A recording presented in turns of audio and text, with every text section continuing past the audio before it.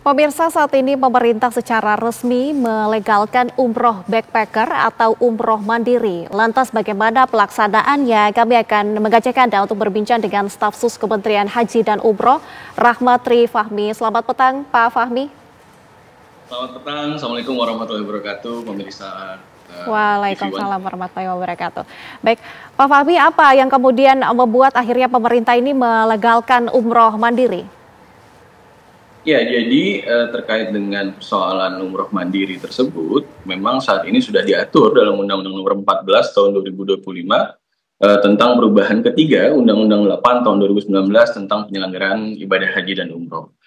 Dasar historisnya adalah yang pertama terkait dengan sudah adanya perubahan peraturan dari pemerintah Saudi Arabia terkait dengan umroh mandiri tersebut. Maka oleh karena itu pemerintah harus hadir dan segera adaptif serta proaktif untuk bisa mengakomodir jamaah-jamaah umroh Indonesia yang berangkat secara mandiri. Kenapa? Karena ini menjadi satu hal yang sangat penting dan menjadi kewajiban bagi pemerintah untuk memberikan perlindungan yang paripurna bagi jamaah umroh yang secara mandiri maupun jamaah umroh yang lainnya. Maka oleh karena itu, di dalam aturan-aturan yang ada di undang-undang terbaru ini, kita bisa memberikan kepastian hukum dan juga perlindungan hukum serta perlindungan warga negara Indonesia di luar negeri.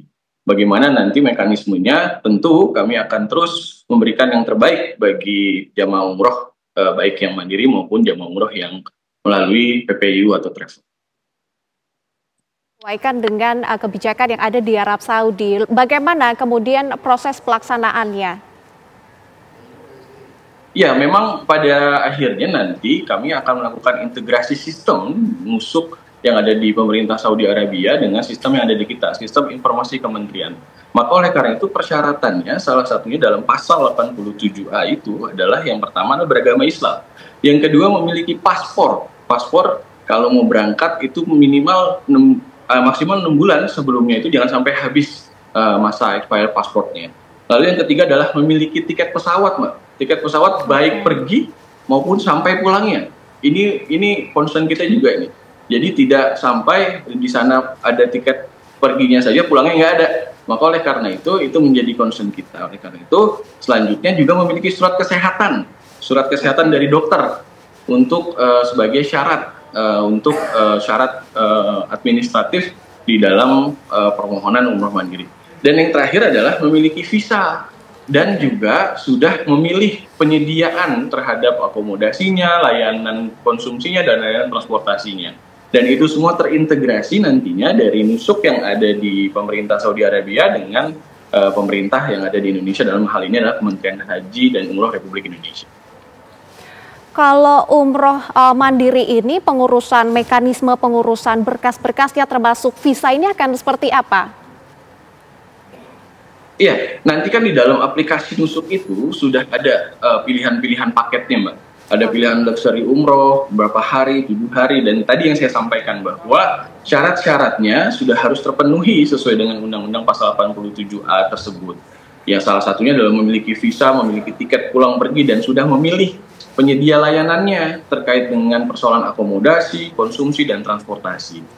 Seperti itu. Artinya proses pendaftarannya ini semua terintegrasi di dalam aplikasi nusuk ini? Yes, betul. Jadi akan terintegrasi juga dengan sistem yang ada di kita, sistem informasi kementerian yang saat ini sedang kita lakukan inisiasi dengan pihak pemerintah Saudi Arabia agar semuanya ini linkage, Mbak. Semua terintegrasi, agar semuanya tercatat dan terdata. Kembali lagi, persoalan tercatat dan terdata itu menjadi satu hal yang sangat penting karena kami bisa mengetahui data yang akurat. Siapa-siapa saja jamaah umroh yang melakukan perjalanan umroh secara mandiri ke Saudi Arabia itu tercatat dan terdata secara akurat. Dalam konteks ini adalah yang paling terpenting adalah perlindungan terhadap warga negara Indonesia. Untuk jaminan keamanan para jamaah umroh mandiri ini selama berada di tanah, sebelum berangkat sampai dengan berada di tanah suci hingga kembali ke tanah air ini seperti apa?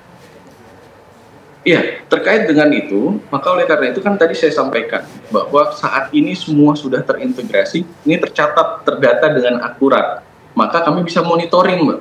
kapan mereka pergi, kapan mereka pulang, dan kami juga sudah kemarin minggu lalu dengan Bapak Wakil Menteri Haji dan Umroh Republik Indonesia, Bapak Dhanil Anzar Simanjuntak, sudah melakukan rapat kerjasama dengan pihak atas hukum yang ada di Saudi Arabia dari kita, itu dari Kejaksaan, dan juga atas imigrasi, dan juga atas pertahanan, dan juga konjen yang ada di Jeddah. Ini juga untuk mengantisipasi dengan persoalan-persoalan terkait dengan ke depan jamaah umroh mandiri ini agar bisa tetap terlindungi dan tetap termonitor dengan baik.